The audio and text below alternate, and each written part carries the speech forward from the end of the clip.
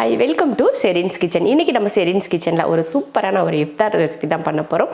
ரொம்ப ஈஸியாகவும் இருக்கும், அதே சமயம் செம்ம டேஸ்ட்டாக இருக்கும். நம்ம இஃப்தார் ரெசிபிலே டெய்லி ஒரு ஸ்நாக் நம்ம வீட்டில் வந்து செய்வோம். அது ரொம்ப ஹைலைட்டாக ஏதாவது ஒரு நல்ல ஸ்நாக் நம்ம செய்யணும் அப்படின்னு சொல்லிட்டு யோசிப்போம். அந்த மாதிரி ஒரு ஸ்நாக் தான் பேக்கரியில் சாப்பிட்ற பப்ஸ் வந்து ரொம்ப நல்லாயிருக்கும். அதில் முட்டை பப்ஸ் எல்லாருமே விரும்பி சாப்பிடக்கூடியது.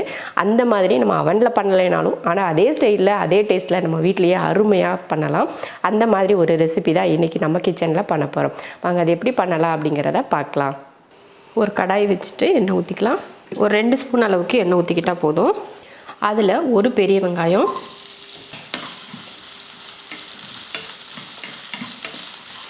வெங்காயம் ஓரளவுக்கு வதங்கினதுக்கப்புறமா ரொம்ப கருக விடாமல் வதக்கிக்கணும். ஒரு 1/4 ஸ்பூன் அளவுக்கு இஞ்சி பூண்டு பேஸ்ட் போட்டுக்கலாம்.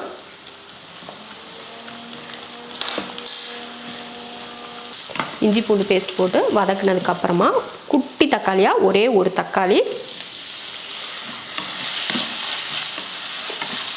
ஒரு 1/4 ஸ்பூன் அளவுக்கு கரம் மசாலா, அடுத்து கொஞ்சம் மஞ்சள் தூள், ஒரு 1/2 ஸ்பூன் மல்லித்தூள், மிளகாத்தூள் 1/4 ஸ்பூன். நம்ம காரத்தை பொறுத்து இதெல்லாம் சேர்த்துட்டு தேவையான உப்பு சேர்த்துட்டு கலந்துருவோம்.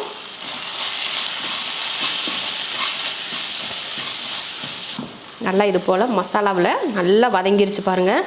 அந்த தக்காளி இருக்கிறது கூட தெரியல, அந்த அளவுக்கு நல்லா வதங்கிருச்சு. இந்த டைமில் கொஞ்சம் மல்லித்தலையும் கொஞ்சம் கருவேப்பிலையும் பொடி பொடியாக வெட்டியிருக்கேன், அதையும் சேர்த்து கலந்து விட்டுறலாம். அவ்வளோதான். இப்போ அடுப்பை ஆஃப் பண்ணிவிட்டு ஆற வச்சுருவோம். நான் வந்து ரெடிமேடில் சமோசா சீட்டு தான் எடுத்திருக்கேன். இது போல் 2 சீட் எடுத்திருக்கேன். இது போல் மாவும் கலந்து எடுத்து, மைதா இல்லைன்னா கோதுமை ஏதாவது ஒரு மாவு இந்த மாதிரி கலந்து எடுத்துட்டு நல்லா நடுவில் இது போல் இன்னொரு சீட்டை இது போல் சென்டராக வச்சிடலாம். நான் வந்து முட்டை வேக வச்சு எடுத்திருக்கேன். அதை இப்படி வச்சுட்டு நம்ம மசாலா பார்த்திங்கன்னா ரெடி பண்ணி வச்சுருக்கோம் இல்லையா, அந்த மசாலா இதில் 1 ஸ்பூன் எடுத்து இதுக்கு மேலே வச்சிடலாம். அடுத்து இப்படி எடுத்து நம்ம க்ளோஸ் பண்ணிடலாம். மேலேயே இருக்குது பார்த்திங்களா, அதை எடுத்து பண்ணக்கூடாது. அடியில் வச்சுருக்கோம் பார்த்திங்களா, அந்த சீட் எடுத்து தான் இந்த மாதிரி க்ளோஸ் பண்ணணும். க்ளோஸ் பண்ணிவிட்டு இதுக்கு மேலேயும் நம்ம இந்த மாவு கொஞ்சம் தடவி வச்சுக்கலாம். அப்போ தான் வந்து வெளியில் வராமல் ஒட்டும். அதனால் இது போல் லைட்டாக நீங்கள் ப்ரஷ் இருந்தால் ப்ரெஷ்ஷில் வச்சு இது பண்ணிக்கோங்க.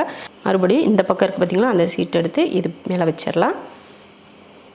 அதுக்கடுத்து இது போல் அப்போ ஒவ்வொரு தடவையும் நம்ம அந்த சீட் எடுத்து கவர் பண்ணுறப்போ இது போல் கொஞ்சம் அந்த மாவு நம்ம கலந்து வச்சுருக்கிறத தடவி வச்சிட்டோம்னா நல்லா பிடிச்சிக்கும். அடுத்ததாக இந்த சீட் எடுத்து இதுக்கு மேலே அப்படி வச்சுக்கலாம். அவ்வளோதான். அதுக்கப்புறமா இந்த பக்கம்